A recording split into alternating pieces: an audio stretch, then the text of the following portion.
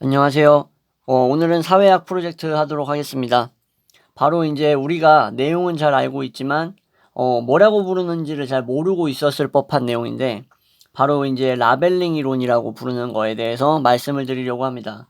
바로 하워드 베커라는 이 사회학자가 얘기했던, 이분 같은 경우에는 이제 시카고 대학이라고 하면은 뭐 거의 사회학의 성지와 같은 곳이죠. 이 시카고 대학에서 어빈 고프만이라는 또 사회학자가 있었습니다. 이 어빈 고프만과 함께 이제 연구를 했었는데, 이 사람 같은 경우에는 드라마투르기라고, 이 드라마투르기는 그래도 들어보신 분들이 있을 거예요. 제가 이제 다음 영상이나 다다음 영상에서 설명을 할 건데, 이 드라마투르기라는 바로 간단하게 말씀드리면 인간과 인간 사이의 상호작용이나 소통 같은 것들은 일종의 퍼포먼스로 보는 거예요. 하나의 어떤 연극적 행위, 이러한 것들로 바라보는 어떤 공연과 같은 것으로 바라보는 이러한 관점인데, 자세한 거는 제가 다음 영상에서 다루도록 하겠습니다. 아무튼 간에 이 어빈 고프만과 같은 사람들과 시카고 대학에서 교류를 하면서 이 라벨링 이론, 오늘 말씀드릴 라벨링 이론으로 상당히 유명해졌습니다. 그리고 제가 봤을 때 이 라벨링 이론 같은 경우에는 인류가 뭐 다음 세대, 다다음 세대 몇백 년이 지나도 여전히 탄생하고 소멸 과정에 있어서 한 생애 주기에 있어서 결코 사회가 존재하는 이상 사라지지 않을 이론이라고 생각을 합니다. 그만큼 어떻게 보면은 어떤 인간 심리적인 부분이나 어떤 인간의 특성상 모여있고 사교적이고 어떤 사회적인 그러한 습성을 버리지 않는 이상은 항상 꾸준히 가지고 갈 수밖에 없는 특징이다 라고 보시면 되겠습니다. 자, 바로 이 라벨링 이론은 이 하워드 S 베커의 아웃사이더스, 이 문헌 이름이에요. 이 아웃사이더스라는 문헌에 소개가 잘 되어 있는데, 이게 이제 나중에 또 이제 구축주의라는 게 있어요. 너무 깊게 들어가면 안 되니까 그냥 이제 용어들만 간단하게 짚고 넘어가도록 하겠습니다. 이 구축주의에 또 영향을 주기도 합니다. 이 구축주의도 역시 사회학 진행하면서 나중에 또 다루도록 하겠습니다. 자, 오늘은 이 라벨링 이론과 이제 스티그마에 대해서 간단하게 말씀드리는 것 정도에서 끝낼 거기 때문에 시작을 하도록 하겠습니다. 자, 범죄 행위라던가 우리가 어떤 일탈 행위 같은 걸 보죠. 사회에서. 그랬을 때 이제 우리들은 한 사람에게 주목을 하는 것이 아니라 그 사람에 대해서 우리 주변 사람들의 반응을 살펴요. 그러니까 예를 들어서 A라는 사람이 뭐 범죄 행위를 했다라고 칩시다. 그러면 이제 B, C 뿐만 아니라 뭐 Z까지의 사람이 이 사람의 범죄 행위에 초점을 맞추는 거예요. 포커스를 맞추는 거죠. 그러면서 이 많은 사람들이 이 A를 바라볼 때 어떻게 바라보냐? 일탈자라고 바라본다라는 겁니다. 일탈자라고. 자, 그러면은 이 일탈자라는 게 바로 라벨이 되는 거죠. 라벨. 그러니까 딱지라고 볼 수 있는 거죠. 표딱지. 표딱지가 붙는 거예요. 한마디로. 그래서 이 라벨링을 붙이는 과정이 어떻게 이루어지는가에 주목을 했던 거예요. 바로 이 베커가. 예. 그래서 이것을 라벨링 이론이라고 본 건데, 주목해야 할 게 있어요. 가장 중요한 부분. 그것이 뭐냐면은 무엇이 일탈인가라는 것은 정말 핵심적인 겁니다. 이거. 일탈이 무엇인가라는 것은 이미 정해진 게 아니라는 거예요. 이 부분 조금 신선하죠. 예. 그럼 뭐냐? 이미 정해진 게 일탈 아니야? 아닙니다. 바로 시대, 사회가 결정해 주는 거예요. 정해 주는 거. 이해가 되시겠죠, 이 부분. 자, 예를 들어 보겠습니다. 우리가 보통 일부 다처제라는 것을 너무나 불편하게 생각을 해요. 오늘날에. 이 2020년에 일부 다처제 얘기했다가는 거의 이제 일생을 햇빛을 보기 힘든 곳에서 오랜 시간 이 광합성을 이제 겪기 곤란한 상태에서 생활하셔야 될 수가 있습니다. 예, 이런 일부 다처제라는 말을 꺼내면 이 햇빛이 보기 힘든 곳에서 오랜 시간 동안 이제 광합성이 불가능한 상태, 곤란한 상태에서 이제 지내셔야 되는데, 자, 그 이유가 뭘까?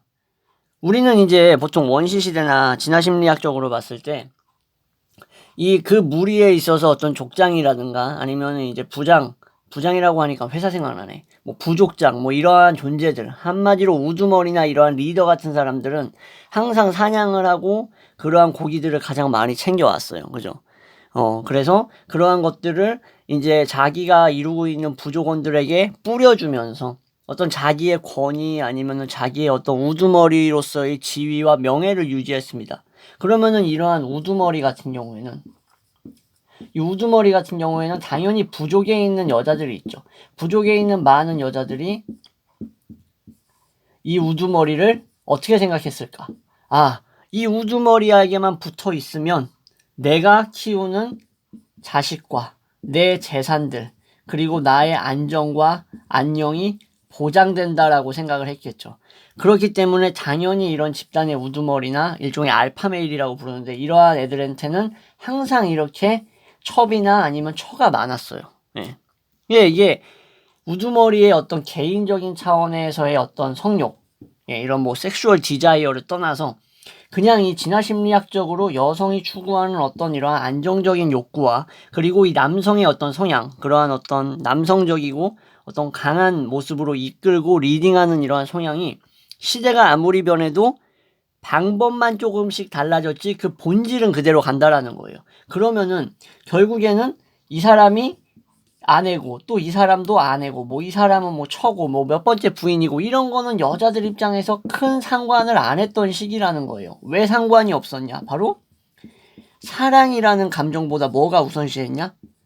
존재 욕구가 더 컸다라는 거죠. 이 당시에는. 왜냐면은 너무나 어떤 뭐랄까 사회적인 안정 같은 것들이 보장되기 어려웠던 그런 막 원시사회라든가 그런 어떤 불확실성에서 언제 자연의 섭리에 따라서 내 목숨이 날아갈 수밖에 없는 그러한 상황들이었기 때문에 그렇기 때문에 이 존재 욕구가 훨씬 컸기 때문에 당연히 이런 우두머리에게 이제 처자식들이나 아니면은 첩이 많았다라고 볼 수 있어요. 근데 오늘날은 다르죠. 오늘날은 그래서 만약에 우리가 일부 일처제 아내 이외의 사람과 만약에 이렇게 결혼을 많이 했어요. 뭐 오늘날에는 뭐 양다리라고도 부르고 이런 것들을 뭐 이제 뭐 바람이라고도 부르는데 오늘날에는 이제 불륜이다, 일탈이다, 뭐 아주 성욕에 아주 미쳤다, 뭐 이런 얘기 하면서 뭐 지저분한 남자다, 막 이런 식의 막 얘기들이 막 밑돌면서 제가 말씀드렸다시피 이런 곳에서 광합성하기 어려운 상태로 이제 머물러 있을 수가 있단 말이에요. 예, 이 속세를 떠나가지고 그죠? 그러니까는 이러한 주목해야 할 것은 이거라는 거죠. 일탈이라는 것은 애초에 원시시대 때부터 이렇게 여자를 많이 달고 사는 우두머리의 이러한 습성이 일탈이라고 정해놓은 게 아니라는 거예요. 결국 우리가 살아가고 있는 시대와 사회가 이러한 양다리 바람이라는 것을 만들어내면서 이 남성의 성욕을 일종의 뭐랄까 묶어놓는 이러한 형태로 진화했다라고 하기는 좀 그렇고 시대가 변화했다라고 볼 수가 있겠죠. 그죠? 자, 그래서 범죄와 불량이라는 것은 행위 자체에 속해 있는 게 아니라는 거죠. 주위 사회 속에 우리의 의식 속에 있다라는 것. 그리고 일탈을 한 사람이 있는데 그 일탈 행동을 한 사람에 대해서 그 사람이 스스로에게 부여하는 게 아니에요. 스스로는 뭐 떳떳할 수 있어. 근데 주위 사람들이 아까 말씀드렸다시피 라벨링을 붙여버리게 되면은 그 사람은 뭐가 된다? 뭐 성 도착자라든지 아니면은 뭐 성에 미친 남성이라든지 아니면 뭐 가정적이지 못한 뭐 가정 파탄 주범이라든가 뭐 이런 식의 이제 인간 쓰레기가 돼버리는 거죠. 그죠? 자, 그러면은 이제 어떻게 되냐? 그 아이덴티티가 이제 성립이 돼버리면 이 사회로부터 사람들은 이 사람을 이 아이덴티티가 형성됐던 이 사람을 멀리하기 시작을 하겠죠. 그죠? 예. 우리 집단 구성원으로 두지 않으려고 한단 말이에요. 그러면은 이 사람이 어떻게 하냐? 왜 나를 포함 안 시키려는 거지? 라고 생각할 수도 있겠지만 오히려 어떤 반작용이 일어나면서 더욱 일차를 행하게 된다. 더욱 일차를 행하게 된다라는 거예요. 라벨링 이론은. 사람들은 일탈로 간주되는 룰이라는 것을 만들어요. 그죠? 그래서 누군가에게 라벨을 붙여버리고 그 라벨을 붙이는 식으로 일탈이라는 것을 계속 중요한 말이네요. 계속 생산해낸다라고 본 겁니다. 베컨은. 나쁜 라벨을 붙이면 그냥 그놈이 나쁜 물건으로 나쁜 물품으로 남아있는 게 아니에요. 그 자리에. 이놈이 나쁜 라벨이 붙어버리면 이제 불량하다라는 아이덴티티가 몸에 흡수되면서 결국에는 점점 더 일탈을 하고 살인만 하고 끝낼 놈이었는데 강간살인에 방화살인에 아주 별의별 짓을 다 한다는 거죠. 근데 좋은 라벨을 붙여버리면 어떻게 되냐? 반대로 뭐 모범생이라든가 아니면 뭐 위인이라든가 아니면 뭐 선구자, 성각자 이런 라벨을 붙여버리면 어떻다? 점점 그런 행동을 하려고 노력을 한다라는 거죠. 예. 이해가 되시겠죠? 이렇게 해서 라벨링 이론을 이렇게 설명을 드리고 다음에 이제 스티그마에 대해서 말씀을 드리겠습니다. 스티그마도 사실상 뭐 라벨링 이론의 일종의 뭐랄까 뿌리를 두고 있는 거긴 해요. 근데 약간 조금 차이가 있습니다. 지우고 말씀을 드릴게요. 자, 스티그마 같은 경우에는 고프만이 얘기했습니다. 고프만 같은 경우에는 아까 말씀드렸다시피 시카고 대학에서 방금 전에 베커와 함께 이제 연구를 했던 사람인데 이 베커의 이론을 바탕으로 해가지고 부정적 라벨, 즉 한마디로 사회적으로 이건 잘못됐다, 바람직하지 않다라고 여겨지는 라벨을 바로 스티그마라는 용어로 고프만이 불렀어요. 자, 이 라벨링의 좋은 이미지에는 이제 나쁜 것도 있었고, 그죠? 좋은 이미지도 있었다라고 이렇게 제가 말씀을 드렸죠. 근데 이 중에서 사회에서 바람직하지 않다라는 부정적 라벨을 붙이는 것은 바로 고프만이 낙인, 스티그마라고 불렀다라고 말씀을 드렸죠. 자, 사회로부터 일탈하고 있다라고 여겨지는 이미지의 라벨.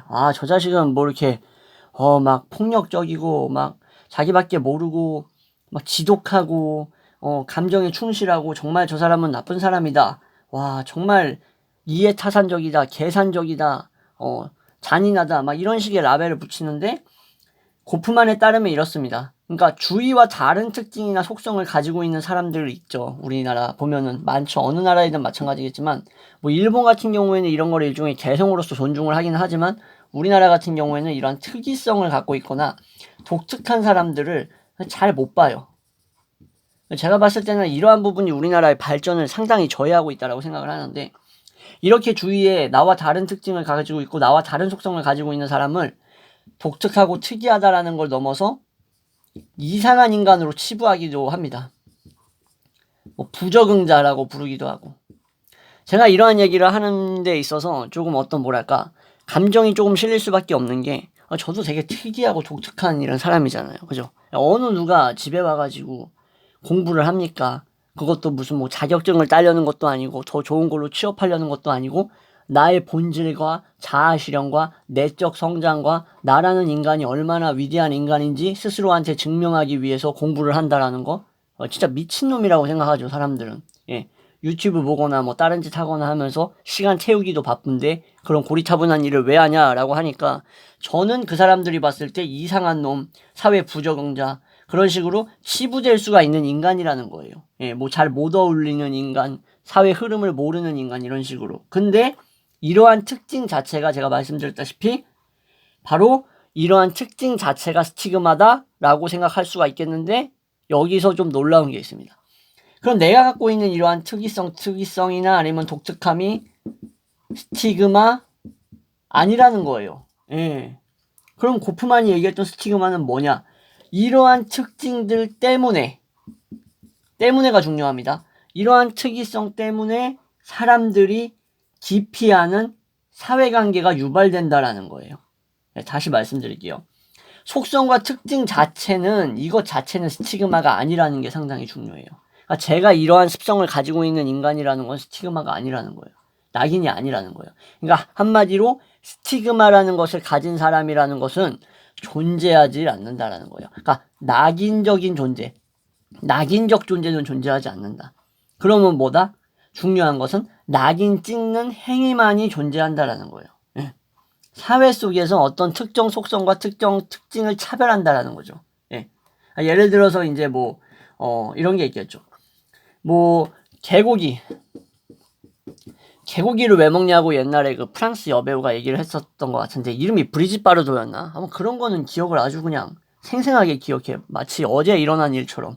근데 어쨌든 이런 개고기를 먹는 우리 한국 문화에 대해서 비판을 했단 말이에요.